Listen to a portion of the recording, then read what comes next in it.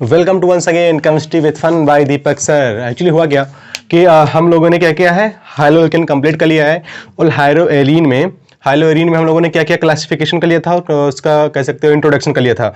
जो चार्ट बनवाया था उस चार्ट के अकॉर्डिंग हम लोग आज आगे बढ़ेंगे। और सबसे पहले जो टॉपिक था उसमें हम लोगों ने क्या क्या किया जरा समझिएगा।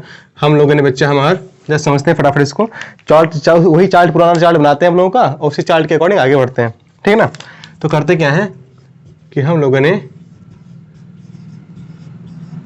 हाइलो एरीन में बेटा एक चार्ट बनाया था। शायद आपको चार्ट याद हो कि मैंने कहा था सबसे पहले हम लोग पढ़ेंगे उसका इंट्रोडक्शन। क्या पढ़ेंगे? इंट्रोडक्शन। जिसने पिछली वीडियो देखी होगी उसको पता होगा। सबसे पहले हम लोगों ने क्या किया था, इंट्रोडक्शन पढ़ा था। फिर क्या पढ़ा था बच्चा, नेचर ऑफ बॉन्ड पढ़ा था ना, क्लासिफिकेशन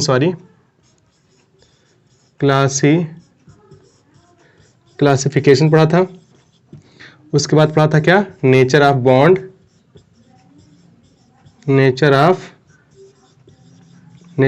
बॉन्ड का नेचर पढ़ा था हम लोगों ने। दिख रहा है क्लियरिटी आ रही है ना वीडियो में? हाँ आ रही है। नेचर ऑफ बॉन्ड पढ़ लिया था। उसके बाद क्या पढ़ा था बेटा, क्या याद, आपको याद होगा ना, नॉमेनक्लेचर। क्या?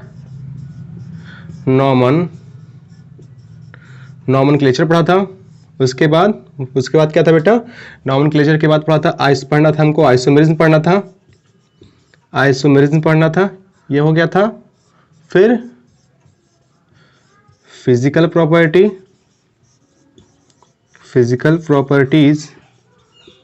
उसके बाद पढ़ेंगे बच्चा हम क्या, मेथड ऑफ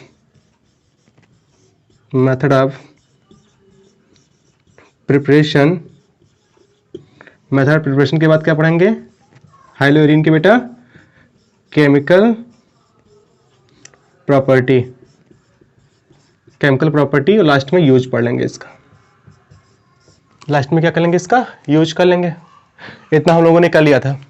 एक चार्ट बनाया था जिसमें हम लोगों ने हाइलो एरीन के बारे में बेटा कि जो हाइलो एरीन होते हैं हमारे पास ये वाले, इस हाइलो एरीन के बारे में हम लोगों ने, दिख रहा है ना यहाँ पे? नहीं दिख रहा है यहाँ पे, चलो ठीक है, यहाँ कर दिया, एक्स लगा दिया, कहीं पे एक्स लगा दो, हो जाता है। पिछली वीडियो में हम लोगों ने इसको कंप्लीट कर लिया था, है कि नहीं? तो इतना हो गया। इतने सारे टॉपिक पढ़ने थे हमें, जिसमें से हम लोगों ने बेटा इंट्रोडक्शन वाला पार्ट कंप्लीट कर लिया था। याद होगा ना आपको, इंट्रोडक्शन वाला पार्ट हो गया था। उसके बाद क्लासिफिकेशन हो गया था। आज जो हम लोगों को पढ़ना है, ठीक ना, आज जो हम लोगों को पढ़ना है बेटा, वो पढ़ना है nature of bond, nomenclature, isomerism. ये 3 टॉपिक हम लोग आज कंप्लीट कर लेंगे। हाइलो एरीन के अंदर नेचर ऑफ बॉन्ड क्या होता है, नॉमेनक्लेचर क्या होता है और आइसोमेरिज्म क्या होती है हाइलो एरीन के अंदर, उसको आज हम लोग कंप्लीट कर लेंगे। इतना क्लियर है ना? चलिए ठीक, इसको लिख लीजिए। चलिए करते क्या, स्टार्ट करते हैं। तो सबसे पहला टॉपिक, इसको आप नंबर वाइज कर दीजिए, 1 2 3 4 5 6 7 8 और 9। ये 9 पार्ट में बढ़ गया, ठीक है ना, जिसमें से हम लोग नेचर ऑफ बॉन्ड, नॉमेनक्लेचर और आइसोमेरिज्म, ये 3 चीज आज करते हैं। पहला क्या करेंगे, नेचर ऑफ बॉन्ड, फिर नॉमेनक्लेचर और आइसोमेरिज्म। ये 3 टॉपिक करते हैं, नेचर ऑफ बॉन्ड, नॉमेनक्लेचर और आइसोमेरिज्म। चलो ठीक है। चलो, तो तीसरा पॉइंट था आपका, जो तीसरा पॉइंट था क्या था, nature of bond. Nature of क्या था, nature of bond in high-low arenes. जो हाइलो एरीन्स होते हैं बेटा, उनके अंदर नेचर ऑफ बॉन्डिंग क्या होती है, हाइलो एरीन के अंदर, उसको मुझे आज पढ़ना है। ठीक, इतना दिख रहा ना? चलो ठीक है, चलिए करते क्या है। पहले हम लोग हाइलो एरीन बनाते हैं एंड इसका हम लोग कंपेरिजन कर लेंगे। एंड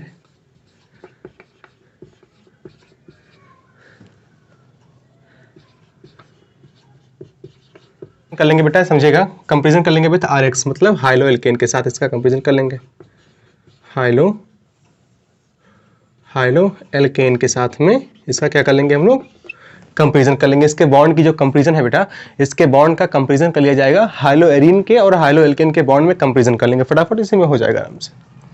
चलो समझते हैं। सबसे पहले हम लोग करते हैं कि जो हमारे पास हाइलो एल्केन होते हैं, हाइलो एरीन होती हैं, ये हमारे पास हाइलो एरीन है और हम मान लो यहाँ पे एक हाइलो एल्केन बना रहे हैं, ये आपके पास हाइलो एरीन, ठीक है ना, ये आपके पास क्या हो गया, हाइलो एरीन हो गया, और ये आपके पास क्या हो गया, हाइलो एल्केन हो गया। यहाँ पे लिख दो नाम इसका, ये आपके पास क्या है, हाइलो एल्केन है, और ये आपके पास क्या है, हाइलो एरीन है। ठीक, इन दोनों में थोड़ा सा कंपेरिजन कर लिया जाता है फटाफट। इस केस के दोनों के रिस्पेक्ट में हम लोग क्या करेंगे, इनके नेचर ऑफ बॉन्ड को कंपेयर कर लेंगे और फिर देख लेंगे कौन कौन सी रिएक्शंस होती हैं जो हाइलो एल्केन दिखाते हैं, हाइलो एल्केन नहीं, हाइलो एरीन दिखाती हैं, हाइलो एल्केन नहीं दिखाते हैं, या फिर कह सकते हैं कि हाइलो एल्केन दिखाते हैं, हाइलो एरीन नहीं दिखाती हैं। ठीक है ना, चलो देखो। अच्छा देखो यहाँ पे पहली बात देखो, यहाँ पे भी आपके पास क्या है, सिग्मा बॉन्ड है, यहाँ पर भी क्या है, सिग्मा बॉन्ड है। ठीक, दोनों के पास सिग्मा बॉन्ड है। यहाँ पे जो कार्बन और हाइड्रोजन का बॉन्ड बना हुआ है, यहाँ पे भी कार्बन और हाइड्रोजन का बॉन्ड बना हुआ है, दोनों पे कार्बन और हाइड्रोजन के बॉन्ड ही बने हुए हैं। मतलब जो यहाँ पे आपके पास कार्बन और हाइड्रोजन का जो बॉन्ड बना हुआ भी सिग्मा बॉन्ड ही है, और यहाँ पे जो कार्बन और हाइड्रोजन का बॉन्ड बना हुआ है ये भी आपका सिग्मा बॉन्ड है। पर इसका सिग्मा बॉन्ड और इसका सिग्मा बॉन्ड में जो दोनों के सिग्मा बॉन्ड है, यहाँ पे इन दोनों के बॉन्ड में अंतर है। पहला अंतर देखते हैं कि अंतर आया कहाँ से। ये जो पहला अंतर है, ये अंतर हम लोग देखते हैं कि कहाँ से आया। ठीक है ना, चलो देखो। पहला देखिए कि यहाँ पे जो कार्बन है, ये वाला कार्बन जो है बच्चा हमारा, ये वाला कार्बन आपका sp3 होता है। कितना होता है, sp3 होता है। और जो ये वाला कार्बन होता है, ये वाला कार्बन sp2 होता है। क्या होता है, sp2 होता है। अच्छा एक बात और, यहाँ पे भाई हाइड्रोजन होगा तो यहाँ पे लोन पेयर इसके पास है, यहाँ पे भी तो लोन पेयर होगा। ठीक है ना, यानी यहाँ पे जो आपके पास हाइड्रोजन है, इसको हम थोड़ी देर के लिए इरेज करें। यहाँ पे आपके पास हाइड्रोजन है, यहाँ पे भी आपके पास हाइड्रोजन है। इन दोनों में मेन डिफरेंस यह आ जाता है कि यहाँ पर sp3 होने की वजह से इसका स्ट्रक्चर हो जाता है टेट्राहेड्रल। क्या हो जाता है, टेट्राहेड्रल। और यहाँ पे sp2 होने की वजह से इसका स्ट्रक्चर हो जाता है क्या, प्लेनर। क्या जाता है बेटा, प्लेनर स्ट्रक्चर हो जाता है। यहाँ पे स्ट्रक्चर इसका प्लेनर होने की वजह से, समझिएगा, यहाँ पर ये पहली बात तो ये प्लेनर स्ट्रक्चर है। दूसरी बात यहाँ पे क्या है, यहाँ पे एक फैक्टर काम करता है रिजोनेंस का। किसका, रिजोनेंस। यहाँ पे आ जाता है रिजोनेंस। रिजोनेंस होने की वजह से यहाँ पे दिख रहा है क्या, चलो ठीक, समझिएगा जरा। इसमें होता क्या है कि यहाँ पे आपके पास जो होता है बेटा हाइलो एरीन में, ये वाला जो केस होता है आपके पास, यहाँ पे X आ जाता है, और X आने के बाद यहाँ पे आपके पास जो लोन पेयर थे, लोन पेयर दिखा दो यहाँ पे। ठीक है ना, ये हो गया लोन पेयर। तो यहाँ पे रिजोनेंस होता है, तो ये रिजोनेंस होने की वजह से ये लोन पेयर इस सिग्मा बॉन्ड के पास आ जाते हैं, जिसकी वजह से इसका रिजोनेंस बनाएंगे हम, जिसकी वजह से यहाँ पे जो सिंगल बॉन्ड होता है इसके अंदर पार्शियल डबल बॉन्ड कैरेक्टर आ जाता है। यहाँ पे क्या होता है, इस वाले सिग्मा बॉन्ड के पास डबल बॉन्ड का कैरेक्टर आ जाता है, जो यहाँ पे सिंगल रहता है। क्योंकि हाइलो एल्केन के अंदर ऐसा नहीं होता है। क्यों, क्योंकि sp3 हाइब्रिडाइजेशन होता है और टेट्राहेड्रल स्ट्रक्चर होती है। यहाँ पे प्लेनर स्ट्रक्चर होती है। प्लेनर स्ट्रक्चर होने की वजह से रिजोनेंस, भाई बेंजीन है ही, मैंने पिछली वीडियो में बता दिया था कि एरोमेटिक होता है, एरोमेटिक में रिजोनेंस होता है। तो यहाँ पर रिजोनेंस होने की वजह से यहाँ पे क्या आ जाता है बच्चा हमारा, यहाँ पे प्लेनर स्ट्रक्चर होने की वजह से यहाँ पर रिजोनेंस हो जाता है, जिसकी वजह से यहाँ पर जो सिग्मा बॉन्ड होता है उसके अंदर डबल बॉन्ड कैरेक्टर आ जाता है। और डबल बॉन्ड कैरेक्टर आने की वजह से ये वाला बॉन्ड क्या हो जाता है, ज़्यादा मजबूत हो जाता है। क्या हो जाता है, ज़्यादा मजबूत हो जाता है हाइलो एल्केन की तुलना में। तो हाइलो एल्केन की तुलना में हाइलो एरीन का जो सिग्मा बॉन्ड होता है वो ज़्यादा मजबूत हो जाता है। अब जब वो ज़्यादा मजबूत हो जाएगा तो क्या होगा, जल्दी ब्रेक नहीं होगा। अच्छा, यही रीजन होता है बच्चा हमारा कि आपके पास जो न्यूक्लियोफिलिक, आपके पास ध्यान दीजिएगा बच्चा हमारा, यही रीजन होता है कि आपके पास जो एसएन रिएक्शन होती हैं, एसएन रिएक्शन होती हैं, एसएन रिएक्शन मतलब न्यूक्लियोफिलिक सब्स्टिट्यूशन रिएक्शन जो होती हैं, न्यूक्लियोफिलिक सब्स्टिट्यूशन रिएक्शन जो होती हैं, सब्स्टिट्यूशन रिएक्शन जो होती हैं वो ज़्यादा अच्छे से नहीं होती हैं किसके अंदर, हाइलोएरिन के अंदर।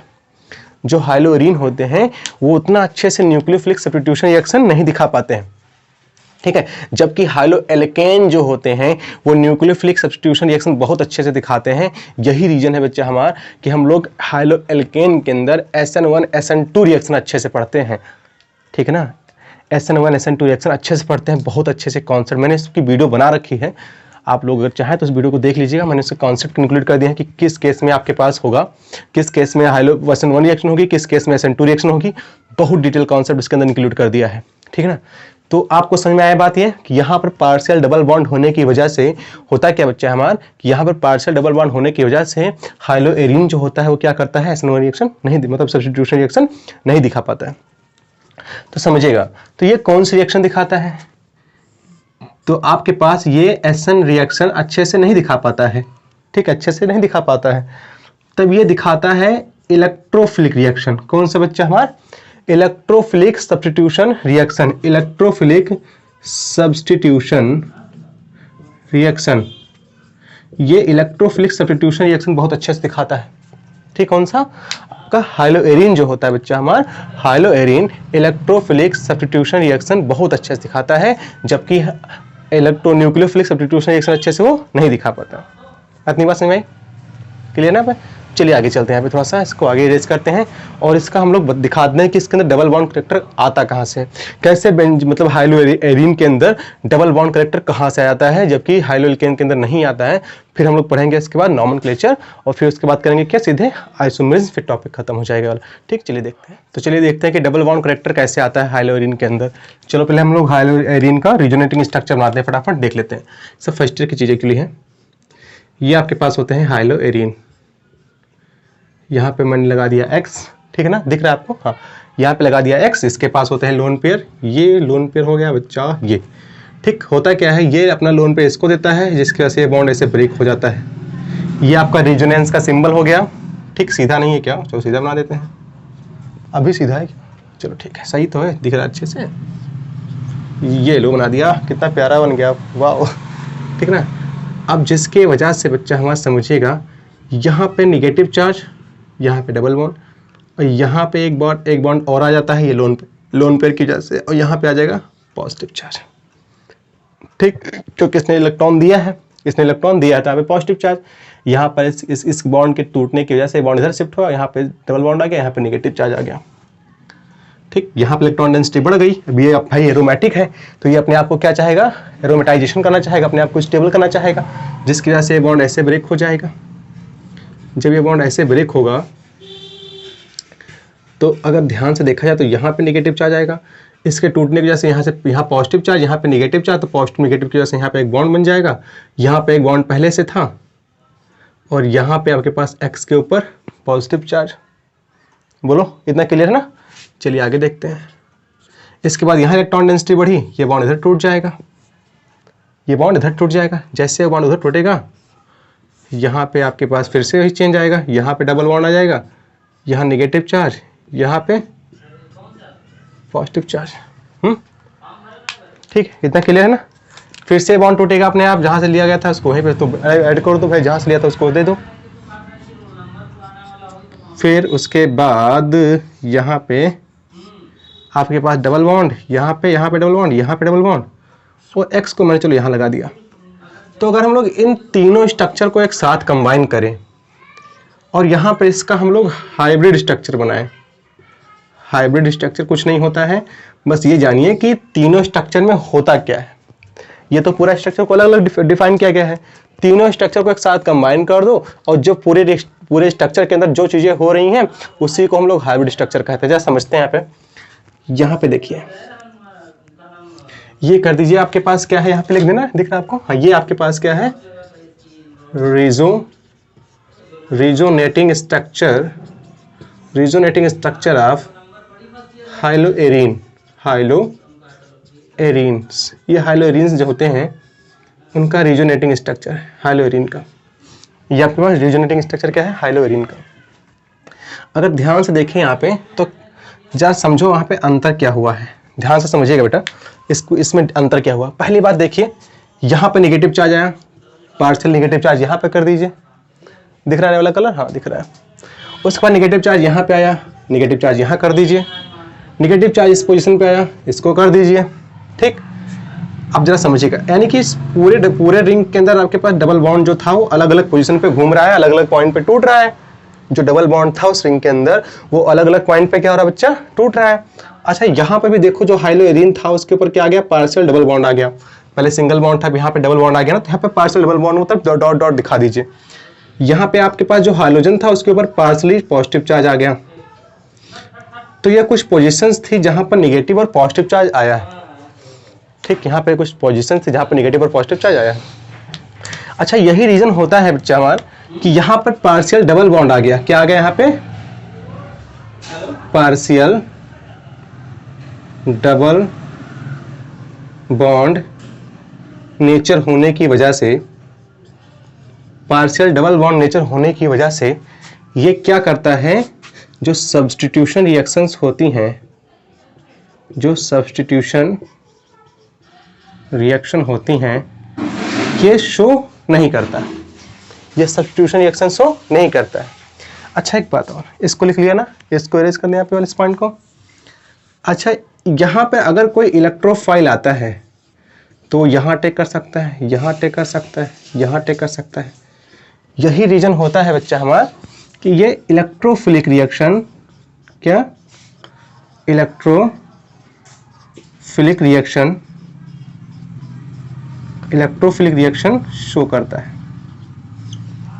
ठीक। ये इलेक्ट्रोफिलिक रिएक्शन शो करता है, पर ये कभी भी न्यूक्लियोफिलिक रिएक्शन बहुत दिखाता है पर वो बहुत ना के बराबर दिखाता है, ठीक है ना। ये ना के बराबर इलेक्ट्रोफिलिक सब्स्टिट्यूशन रिएक्शन दिखाता है। क्यों, रीजन क्या है, यहाँ पे पार्शियल डबल बॉन्ड आने की वजह से। अच्छा, जबकि आपके पास जो हाइलोएल्केन होते हैं, यहाँ पे क्या समझिएगा, हाइलोएल्केन होते हैं ये वाले, इसके अंदर ऐसा कोई कॉन्सेप्ट नहीं है।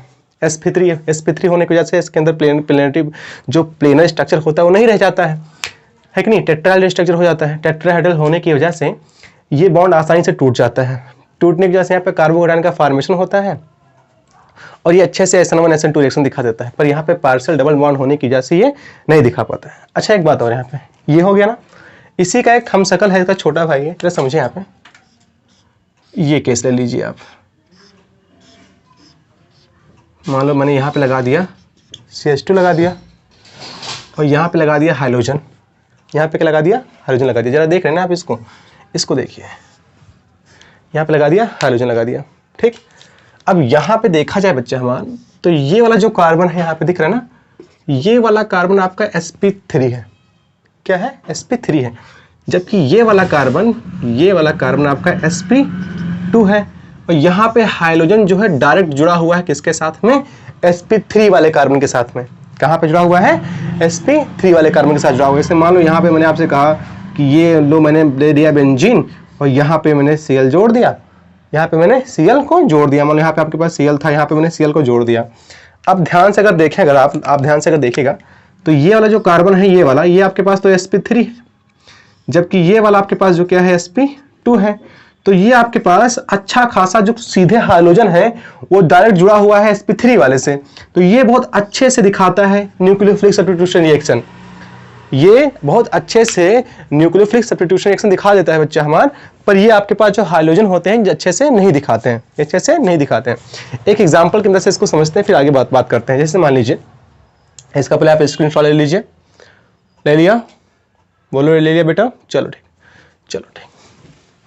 एक एग्जांपल से समझाते हैं इसको आपको, तो आपको समझ में आएगा ये कि कैसे क्या कह, मतलब कहने का क्या कथन है, ठीक है। जब आपको समझ में आएगा तो मजा आएगा। वेदांतों की थीम है तो, समझ आएगा तो मजा आएगा, मजा आएगा तो समझ आएगा। समझिएगा, जैसे मान लीजिए हमारे पास है, यहाँ पे मान लो मैंने जोड़ दिया बेंजीन और यहाँ पे जोड़ दिया मैंने X और यहाँ पे मैंने अटैक कराया न्यूक्लियोफाइल का, ठीक है।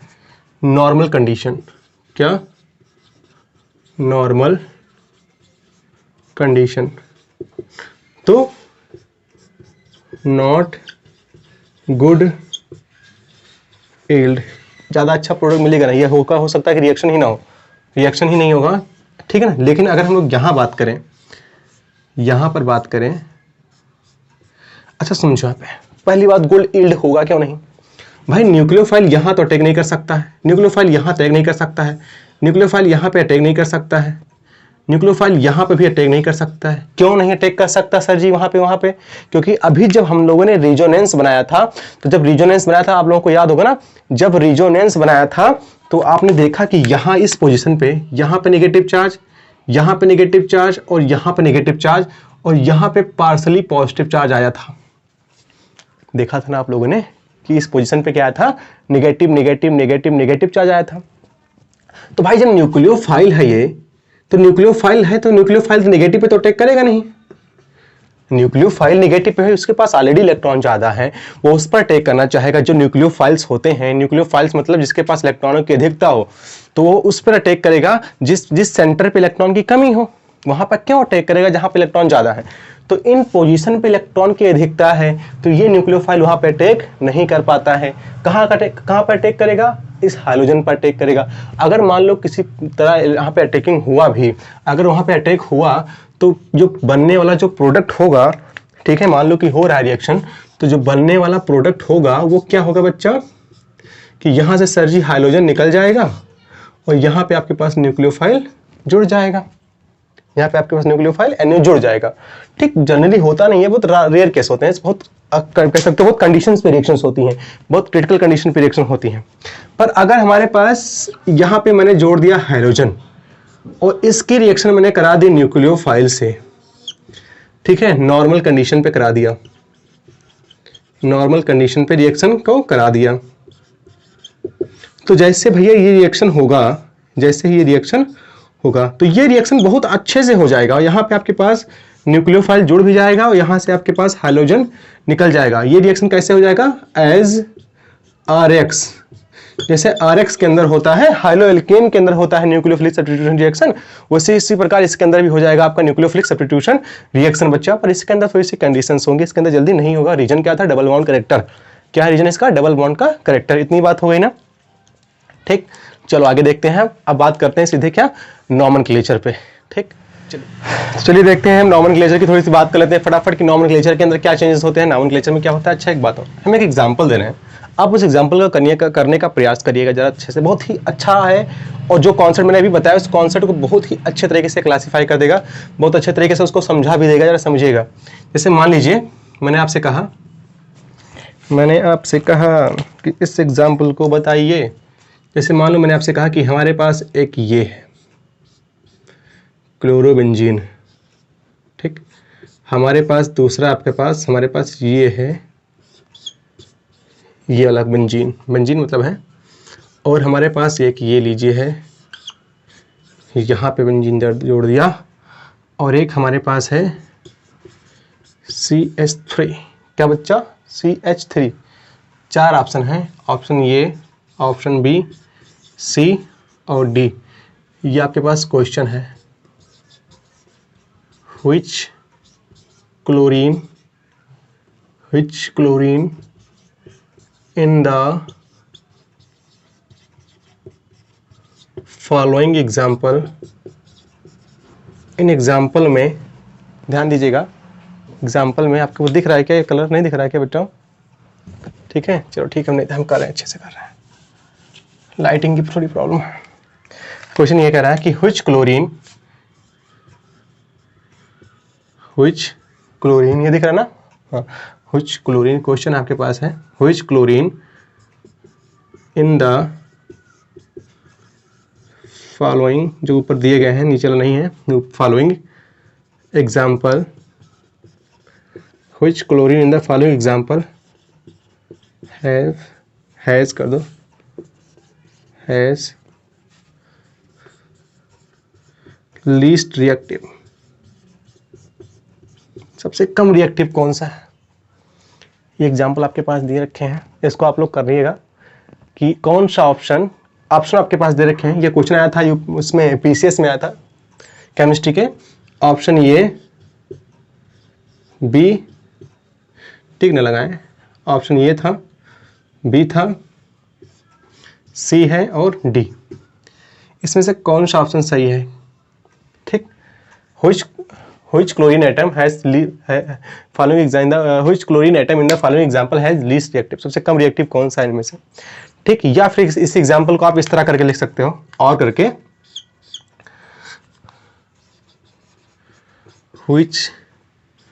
which of the following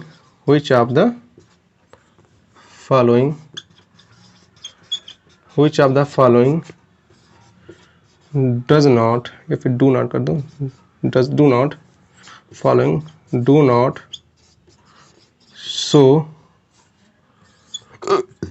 normal SN reaction। Question ये है, दो क्वेश्चन है, दोनों मिलकर आप और करके लिख सकते हो कि इनमें से कौन सा जनरली एसन रिएक्शन नहीं दिखाएगा, या फिर कह सकते हो कौन सा क्लोरीन सबसे लीस्ट रिएक्टिव होगा। अगर आप लोग इसको करिएगा क्वेश्चन, अगर आपको समझ में आएगा, आसान है तो आराम से कर सकते हो, भी मैंने जस्ट पीछे बताया है, ठीक है ना। उसी तरह करिएगा और आपको बताना है कि इसका आंसर क्या होगा विथ रीजन। कमेंट में आप इसको बताइए कि कमेंट में इसका एग्जाम्पल मतलब इसका रीजन क्या होगा, ठीक है ना बच्चा। अगर आपको मतलब कमेंट में मुझे आपको डायरेक्ट सेंड करना है क्वेश्चन को, तो आप हमारे व्हाट्सएप नंबर पे सेंड कर सकते हैं, जो आपके पास ये है 7753067476। इस पे आप इधर व्हाट्सएप कर सकते हैं क्वेश्चन को, ठीक है ना। 7753067476 इस पे आप मुझे सीधे व्हाट्सएप कर सकते हैं। ये क्वेश्चन बहुत अच्छा क्वेश्चन है, करिएगा, पीसीएस में आया था ये वाला। अब चलिए करते हैं नॉमेनक्लेचर की थोड़ी सी बात कर लेते हैं कि नॉमेनक्लेचर कैसे किया जाएगा। ठीक, क्वेश्चन को कर लिया था ना, इसका आप स्क्रीनशॉट ले लीजिए फटाक से, पहले ले लिया, चलो ठीक है।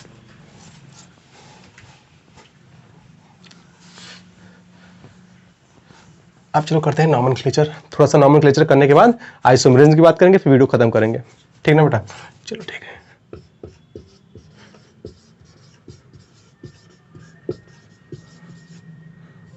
नॉमेनक्लेचर, ठीक, वाह दिख नहीं रहा है, सेटिंग करना पड़ेगा कुछ।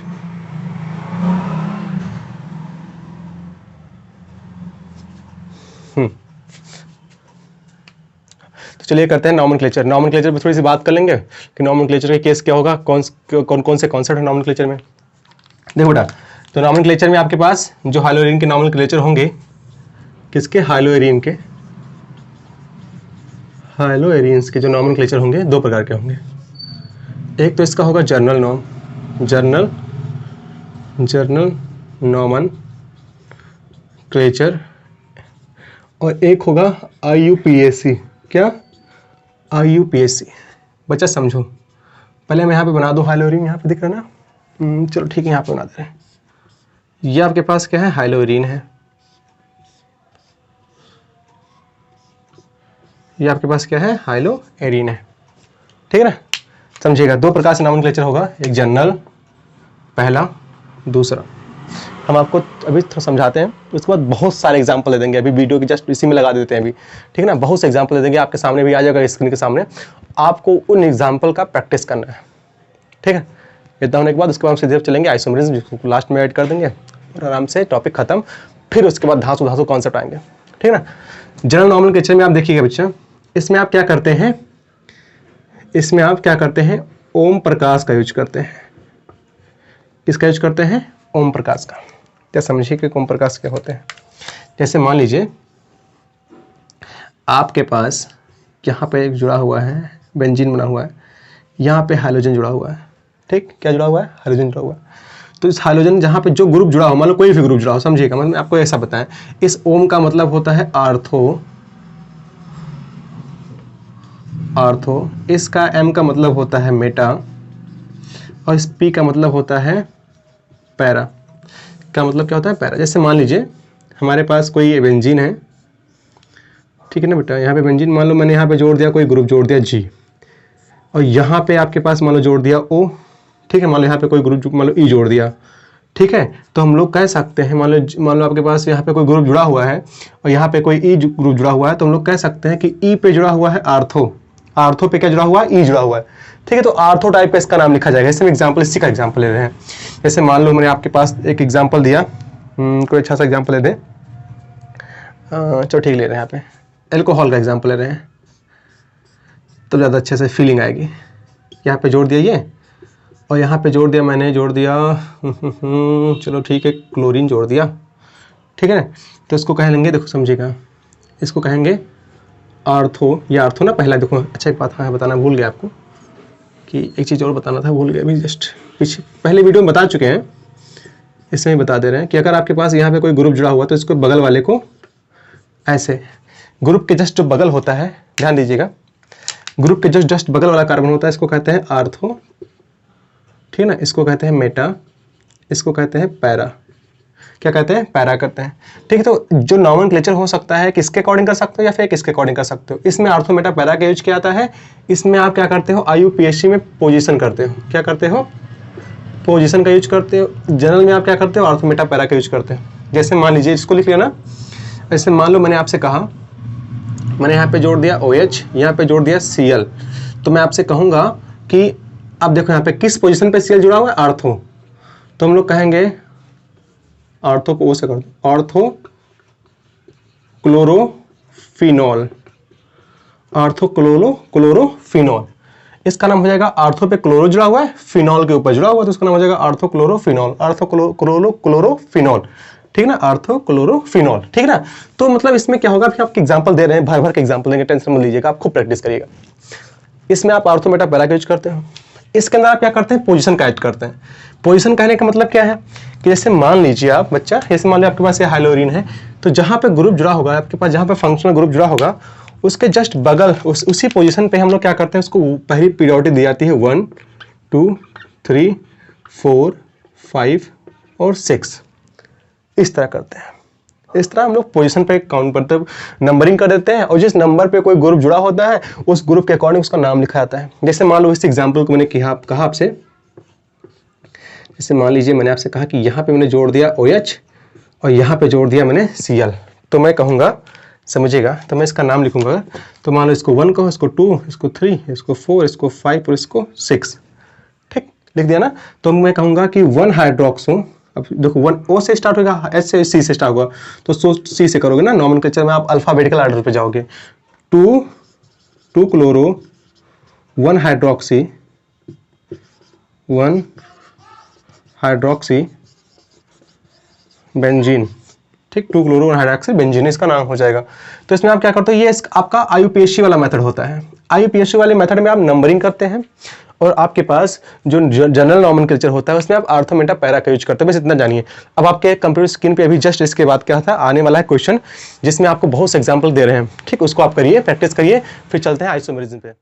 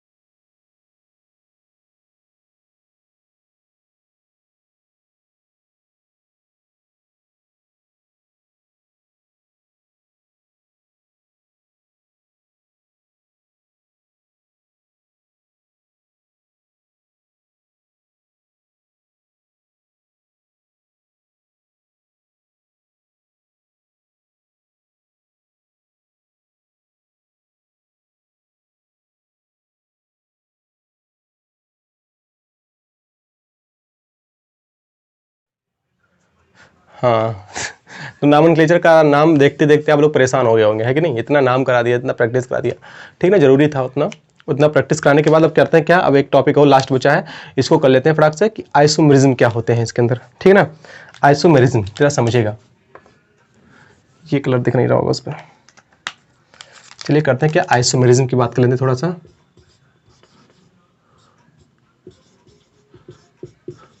आइसोमेरिज्म, ठीक है, आइसोमेरिज्म की बात करते हैं, किसके अंदर बच्चा हमारा, थोड़ा सा इसको लाइटिंग की प्रॉब्लम करने दूर,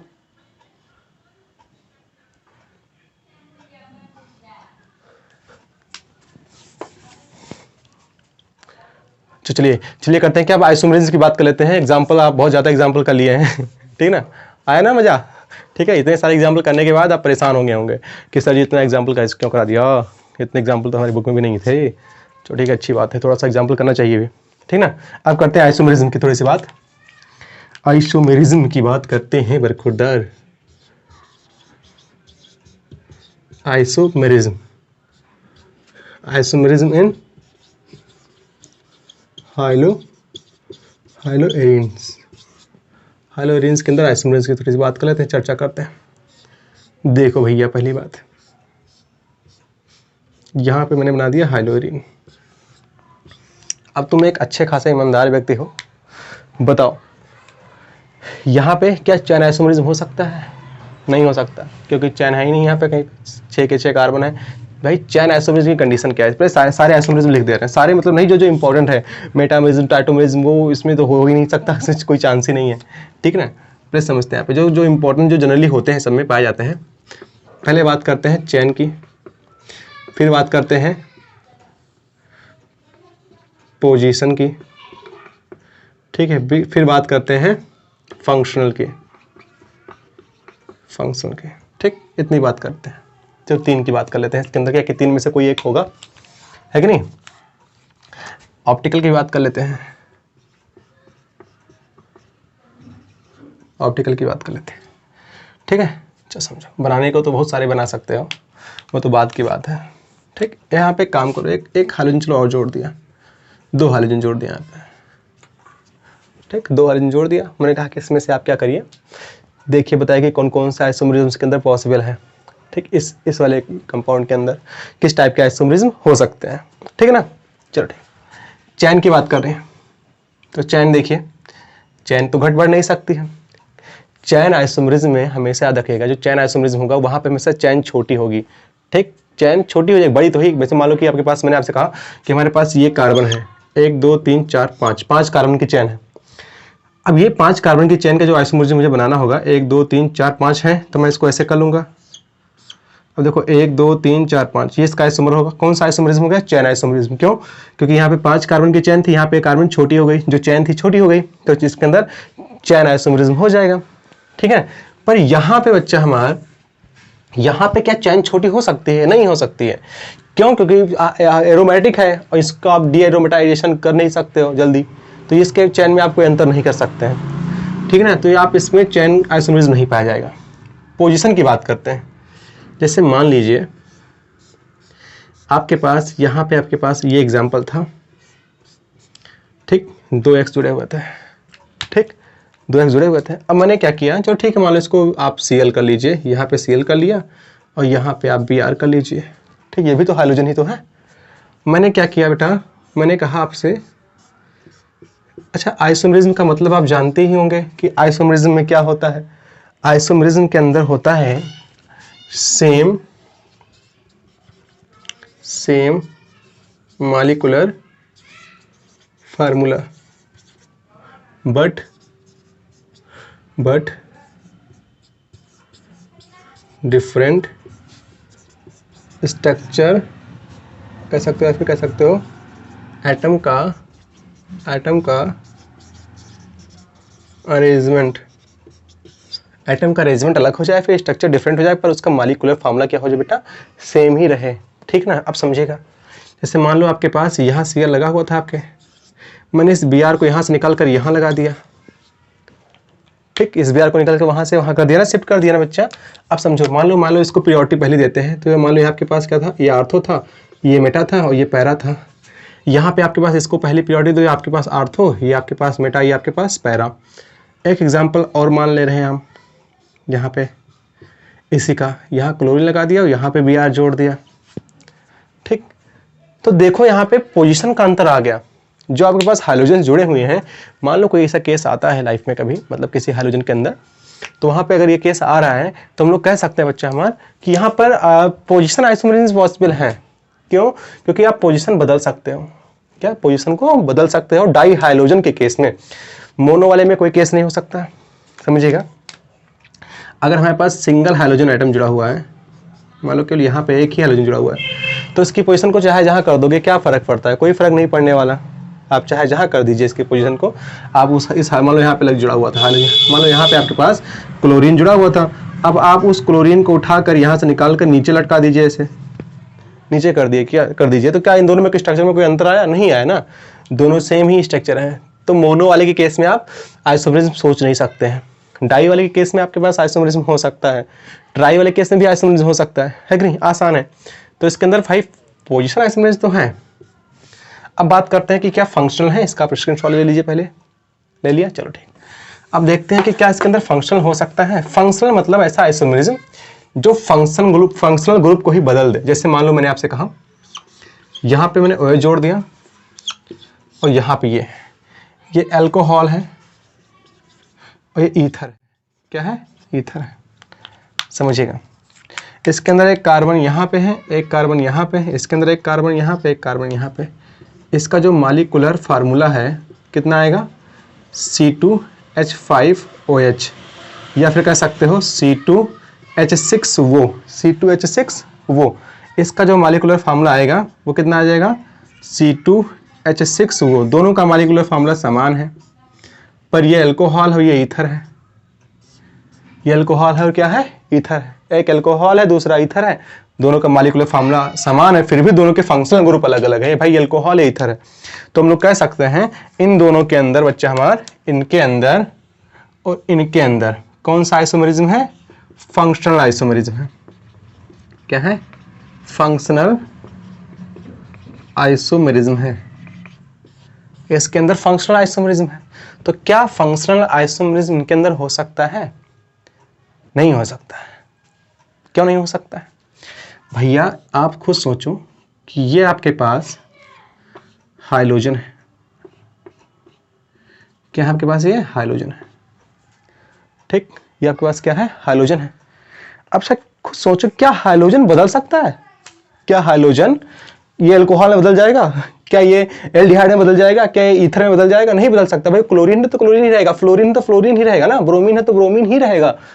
तो इसके अंदर फंक्शनल आइसोमरिज्म सोचना भी नहीं है। सोचना भी पाप है, पाप के बराबर है। अगर आप इसमें फंक्शनल आइसोमरिज्म सोचोगे तो आपको पाप लग जाएगा, याद रखना, सोचना मत। तो इसके अंदर फंक्शनल आइसोमरिज्म नहीं हो सकता।